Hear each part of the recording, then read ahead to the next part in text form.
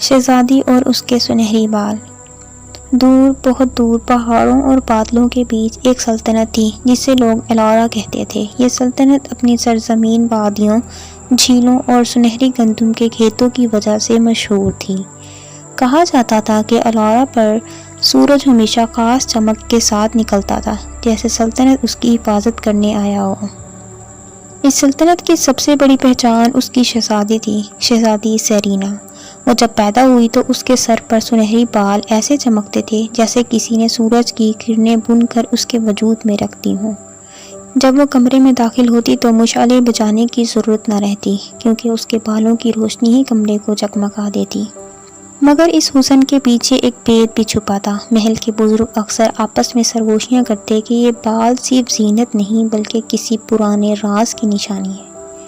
مگر یہ راز کیا تھا، کوئی کھل کر نہ بتاتا۔ سیرینا خود بھی حیران رہتی۔ وہ آئینے کے سامنے کھڑی ہو کر اپنے بالوں کو چھوتی اور سوچتی، کیوں میرے بال دوسروں سے مختلف ہیں؟ آخر ان میں چھپی روشنی کس بات کی ہے؟ وہ اپنی رعایا سے محبت کرتی تھی، باغوں میں پھول چنتی، بچوں کو کہانیاں سناتی اور رعایا بھی اس کی عزت کرتی۔ مگر اس کے دل میں ہمیشہ ایک خلش رہتی کہ اس کے سنہری بالوں کا راز آخر کیا ہے۔ ایلورا کی سرزمین پر امن قائم تھا، مگر ہر امن کے نیچے ایک خوف بھی چھپا ہوتا ہے۔ پرانی کتابوں اور داستانوں میں ذکر تھا کہ صدیوں پہلے ایک جادوگرنی مورگانا کو شکست دے کر اسی سلطنت کو جھیل میں قید کر دیا گیا تھا۔ مورگانا کی طاقت اندھیروں پر قائم تھی، وہ روشنی کو کھا لیتی تھی اور جہاں جاتی وہاں اندھیرا چھا جاتا۔ کہانی یہ بھی کہتی تھی کہ مورگانا کو قید کرنے کے لیے ایک نور کی کڑی استعمال ہوئی تھی جو ایک معصوم بچی کے سنہری بالوں سے بنی تھی۔ وہ بچی کون تھی، اس کا انجام کیا ہوا، کسی کو معلوم نہ تھا، مگر ایک پیش گوئی باقی تھی۔ جب کبھی سورج کی کرنیں دوبارہ کسی انسان کے بالوں میں قید ہوں گی، وہی وجود مورگانا کی آزادی یا اس کی آخری شکست کا فیصلہ کرے گی۔ بادشاہ اور ملکہ یہ بات جانتے تھے، مگر وہ سیرینا کو بچپن ہی سے اس راز سے دور رکھتے۔ وہ چاہتے تھے کہ وہ بے فکری سے پروان چڑھے، مگر قسمت کب چھپی رہتی ہے۔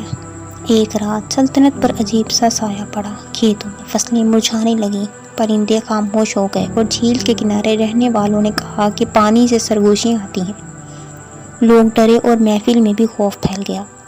شاہی دربار میں ایک بزرگ عامل آیا، اس نے کہا، یہ نشانیاں بتا رہی ہیں کہ مورگانا اپنی قید سے نکلنے والی ہے اور اس کے دروازے کو کھولنے یا بند کرنے کی طاقت صرف شہزادی سیرینا کے پاس ہے۔ یہ سن کر دربار میں خاموشی چھا گئی۔ سب کی نظریں سیرینا کے سنہری بالوں پر اٹک گئیں۔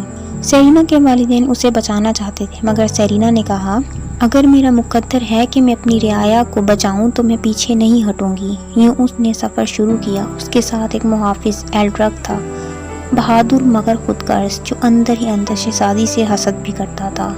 شروع میں سیرینا نے اس پر اعتماد کیا، مگر تقدیر نے دکھایا کہ قریب ترین لوگ بھی دھوکہ دے سکتے ہیں۔ سفر میں سیرینا نے کئی آزمائشیں دیکھیں۔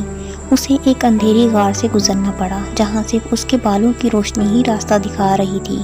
اس نے پرانے درختوں کی سرگوشیاں سنی، جنہوں نے بتایا کہ روشنی کا اصل راز قربانی ہے۔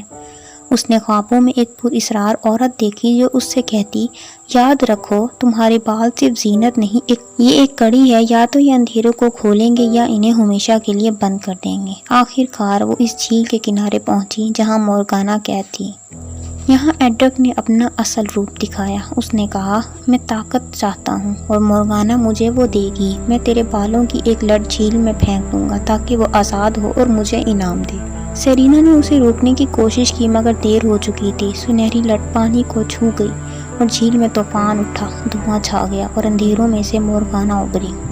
اس کی آنکھیں سرخ، اس کی آواز بجلی کی طرح گرج جیسی اور اس کے ہونٹوں پر فاتحانہ مسکراہٹ تھی۔ آخر کار آزاد ہو گئی ہوں، یہ سب تمہارے سنہری بالوں کے کرم سے۔ سیرینا کا دل کانپ گیا، مگر وہ جانتی تھی کہ اب بھاگنے کا وقت نہیں۔ مورگانا نے اپنی سیاہ طاقت کے طوفان چھوڑے، زمین لرز گئی، جھیل کا پانی آسمان تک اچھلنے لگا۔ ایلڈرک خوفزدہ ہو کر بھاگ گیا، مگر سیرینا ڈٹی رہی۔ اس نے اپنے نانی کے الفاظ یاد کیے، اصل طاقت قربانی ہے۔ سیرینا نے اپنی آنکھیں بند کیں اور دل میں دعا کی۔ اس کے بالوں کی روشنی اور زیادہ چمکنے لگی۔ یہ روشنی اب صرف حسن نہیں تھی، بلکہ اس کے دل کی سچائی اور محبت کی طاقت تھی۔ اچانک اس کے بالوں سے روشنی نکل کر جھیل کے گرد ایک دائرہ بنا گئی۔ مورگانا جتنا زور لگاتی یہ دائرہ اتنا ہی مضبوط ہو جاتا۔